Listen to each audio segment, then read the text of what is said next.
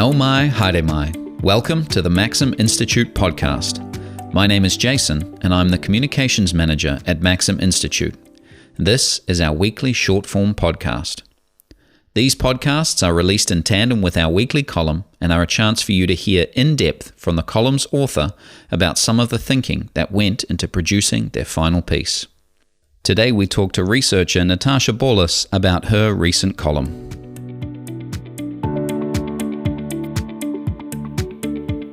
Natasha, welcome along to the podcast. It's great to have you with us. Thank you, Jason. It's great to be here. We are talking about your final column for Maxim, most recent one, While We Were Sleeping. It is very sad, but it's a wonderful column about the project that you are going to Africa to engage in.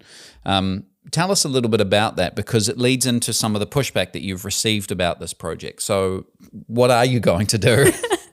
Well, other than have the time of our lives traipsing across Africa with two small children, we also have a project that we've been working on for a number of years. This project actually was born out of an interaction with a community in a place called Simanjiro many, many years ago, before I actually met my husband while I was over there working as an anthropologist. And there was a community who had severe health problems, particularly for the young children and women. And when we kind of delved into what the source of this problem was, you know, the lots of problems with the eyes, lots of coughing, respiratory problems, really came down to cooking inside without ventilation. And obviously I wasn't working in a capacity as an engineer or as a product designer. I was there in a very different capacity. And so when we actually nailed down this source of the problem, there wasn't really a lot that I could do to help. You know, we kind of talked about the fact that maybe cooking outside was a better option, but there are wild animals, both of the human and non-human variety. And obviously malaria is quite a serious problem for these communities. So being outside at nighttime is not a good idea for a variety of reasons.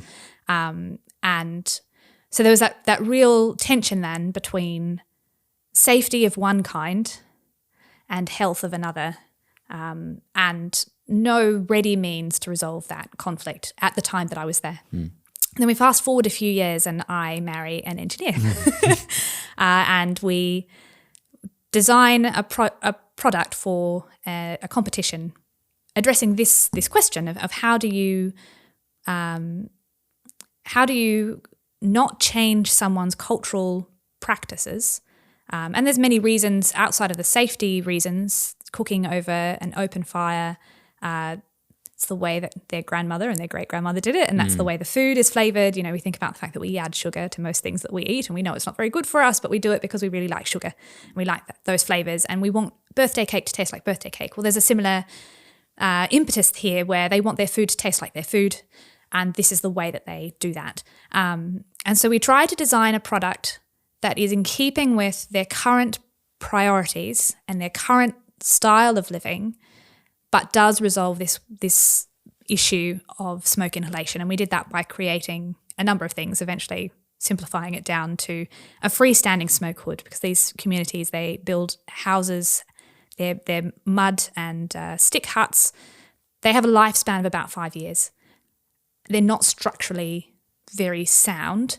And so you don't want the thing that you build to prevent the spread of fire inside a hut to be relying on the structural integrity of the hut, particularly over the years as that begins to deteriorate. So it's a freestanding smoke hood and chimney, very, very easy to manufacture, very easy to ship, and very easy to move. When the hut falls down, you can take it and put it in the next one. Yeah. So that's what we came up with. Yeah. And so how's the pushback being received around that? Like, so you've received some pushback, you say in your column, around the cooking practice itself, or around the design, or around the implementation? Yeah, a few things. I think one of the things with development is trendy is what gets funded. This is not sexy. It's not complicated. It's not technical. It's a very simple solution to a very big but quite simple problem. And so we kind of have that pushback. This isn't innovative enough. It's not interesting. We can't photograph enough. this and put it on the cover of a magazine, you know. Yeah, it's not cutting edge enough. The other issue, though, is there's been this, they call it the clean cooking movement. It's been a number of years now, billions of dollars spent on it. And they make these stoves that don't require using timber, essentially, or dung or whatever it is, not burning fuel. And there's a lot of arguments for why this is necessary, the biggest one being greenhouse gas emissions. They don't work. Yeah. They don't work because communities don't adopt them, because the food doesn't taste the way they want their food to taste. There's also a lot of issues with the construction of the thing itself. So mechanically, they often break. They're not well produced. It's really hard to find the fuel for them. You know, What do they use as fuel? A variety of things. Some sort of hard, like a charcoal substitute, but also mostly things like methylated spirits or some other chemical burn. Mixture. Yeah, they're supposed to be cleaner. There's some question about what the side effects of burning those fuels inside, but essentially it's very hard to find those fuels, and it costs money. It doesn't cost money to go and chop wood. Yeah. So there's that side of it as well. So that they find that generally within the first year of use, by the end of that first year, all the benefits have disappeared. Essentially, people stop using them within the first year. So it's a big sinkhole of development from where we're sitting. And I think particularly because it's premised on that question of greenhouse gas emissions, when the entire continental Africa is producing 4% of global emissions, it seems a little bit hypocritical. Yes. At the worst, actually quite awful, to be making people's lives harder in a place where it is already quite difficult for the sake of this issue that has been internationally recognised but isn't deeply contributed to by these people. And so with that, I mean, you say that they produce only 4% of global emissions, but they actually are exploited for our own carbon footprint reduction as well. Absolutely. And right? this is we're trying to be greener by exploiting and, I guess, ideologically forcing on a continent something that's not actually their problem. Yeah. Absolutely. And in some respects, it's a massive problem for them in that they are going to suffer the consequences of global warming, but it's not a problem that they're contributing to greatly. And the solutions that we in the West have become dependent upon, mainly the battery production, those resources come from some of the worst conflict-affected regions of Africa. So what you're saying is like we generate solar power, we generate wind power, but those come and go. And so in order to make it consistent, we store that power in batteries. That's right. And where those batteries come from, or the components of those batteries come from, is a large part from, if we talk about Democratic Republic of Congo, they produce 70% of the world's cobalt using so-called artisan miners, which just means people who are digging in the ground without safety, often children. And that is a crucial element of lithium-ion batteries, which are the kinds of things that are e-vehicles, etc. Yeah, or anything that runs on a rechargeable battery, right? Yeah, so our laptops, our phones, our tablets all run on this cobalt-powered lithium-ion battery that was artisan mined in Africa. It sounds really trendy. It does, yeah. Trendy. Yeah. We're all about artisanal things here, aren't we? The other thing that you talk about, so you've received some pushback for that, and there's this kind of hypocrisy of we want to be green here, but you guys, we're going to force you to be green even though you already are pretty green by the world's standards. But then there's also other, shall we say, foreign policy issues that we've kind of fallen asleep to. You say in the column that you can't find a map of Africa post 2019. Now, something happened in the world 2019, trying 2020. To remember what that is. Was it? Can anyone? That kind of put us all to sleep in some way, and we need to wake up. So what happened while we were sleeping? Yeah. Well, essentially, and this has been happening for quite a long time. The West has become increasingly dogmatic in what they require from African nations in exchange for aid. And that's everything from policy changes to, we'll help you with your energy upgrade, but only if it's green energy, which we know in the West is not very reliable and not very scalable. We're experiencing these problems of shifting too early to green energy. And so when we say that, we're trying to keep Africa green, what we're actually saying is we're keeping African nations behind the ball in terms of reaching energy stability. China and Russia have cottoned on to the fact that the necessary minerals for these greening movements and for many other things, that Africa is rich in all sorts of resources. They don't have to exchange... They don't have to change policy. They don't have to change, they're not worried about human rights or particular development goals. They just want those minerals, and they're very happy to give the leaders of those nations in Africa what they want in exchange, which is usually some sort of regime stability, which is the Russian tactic in particular. We'll keep you in power if you give us priority access. Yeah. And then for the Chinese, they've the Belt and Road, they've been very clever in providing infrastructure resources. There's a lot of ownership that goes along with that. So, there's quite a few ports now and road networks that are owned by Chinese companies that are quite closely tied to the Chinese government. And that's, again, in exchange for access to mineral resources. That's been growing, and particularly in the last couple of years, really rapidly.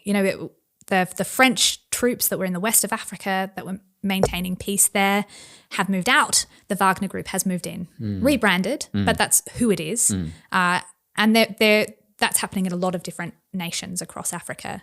And I think because the West has been very distracted with COVID, but also because we're continually disengaged from relationships with people in those countries who know what they want and what they need, we're not willing to speak orders of priority. We kind of have our priorities that we want to impose upon them, and that dynamic is really damaging to the relationships diplomatically across. Yeah, so rather than going to them and saying, what do you need? And they're like, we need energy to power this hospital. We're like, you can have energy to power this hospital, but it's going to be really unreliable, and it's the only energy we'll give you. And we expect you to change this government policy in exchange for that assistance. Yeah. Okay. So that's kind of the problem.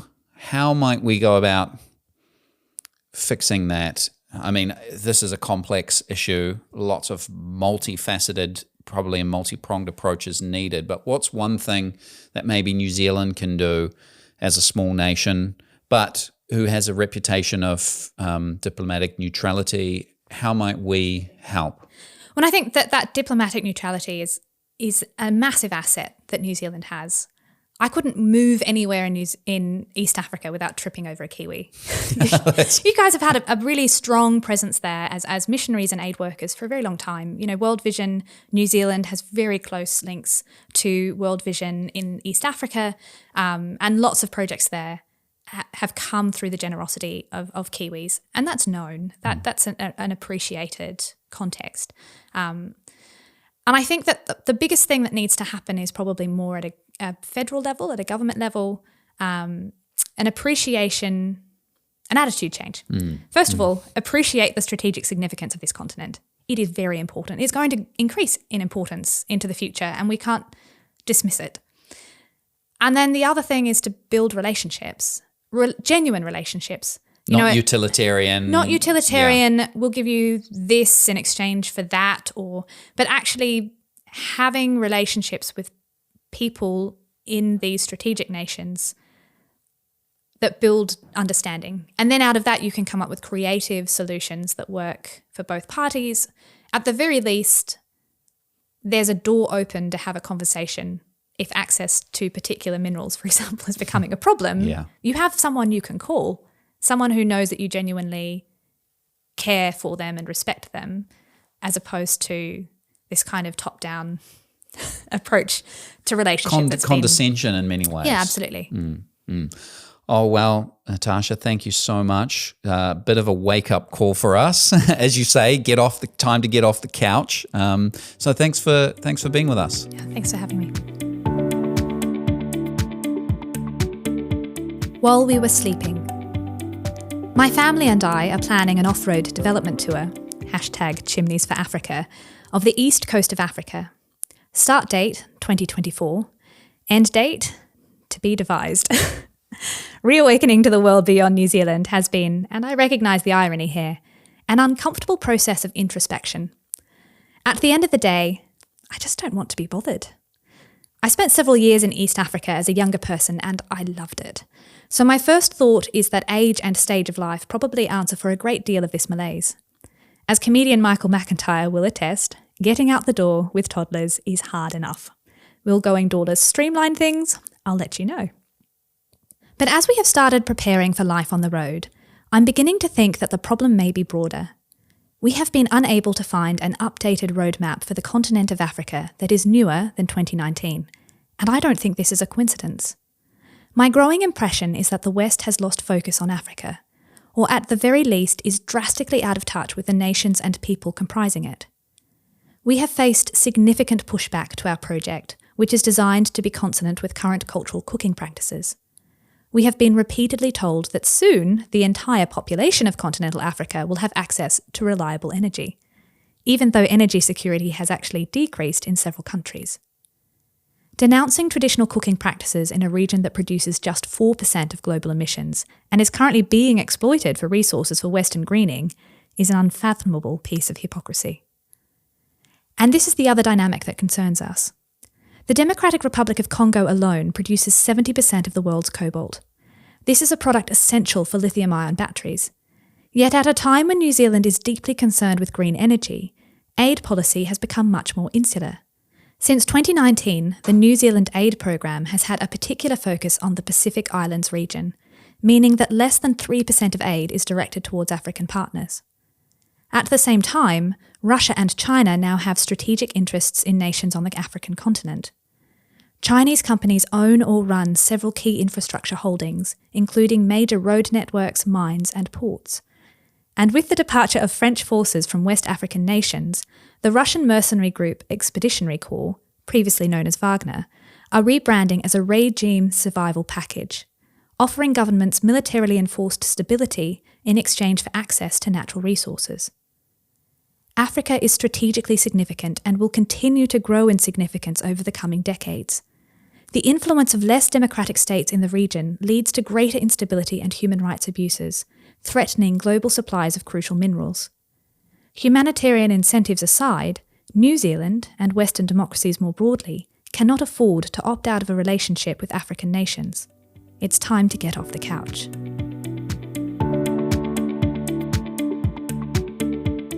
Thanks for listening to the Maxim Institute podcast. If you'd like to hear more from us and keep up with the rest of our research and analysis of politics and policy in New Zealand, you can sign up on the homepage of our website to get our monthly forum email and invitations to future Maxim Institute events. You can search and subscribe to us on Apple Podcasts, Spotify, iHeartRadio, or wherever you get your podcasts. From the team at Maxim, mā te wā, goodbye for now.